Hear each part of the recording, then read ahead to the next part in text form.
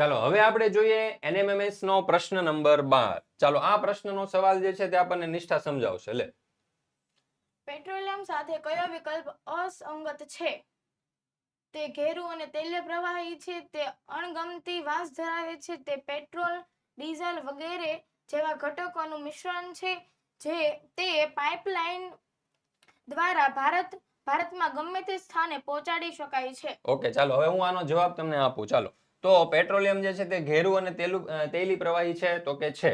ત્યાર પછી તે અણગમતી વાસ ધરાવે છે તો કે હા, આપણને પેટ્રોલિયમની વાસ સૂંઘે તો ખબર પડે, બરાબર, આપણને ના ગમે.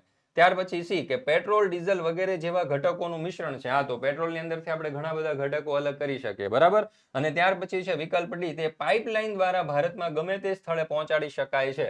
તો ન પહોંચાડી શકાય, બરાબર, કારણ કે પેટ્રોલ જે છે તે આપણા ઘરે પાઇપલાઇન દ્વારા પહોંચતું નથી, કે પેટ્રોલ પંપ ઉપર પણ એ પાઇપલાઇન દ્વારા પહોંચતું નથી. તમે રોડ ઉપર એવા ટ્રકો જોયા હશે કે જેમાં પેટ્રોલિયમ જે છે તે લઈને જવામાં આવતું હોય. તો અહીંયા આપણો સાચો જવાબ શું આવશે? તો કે વિકલ્પ ડી.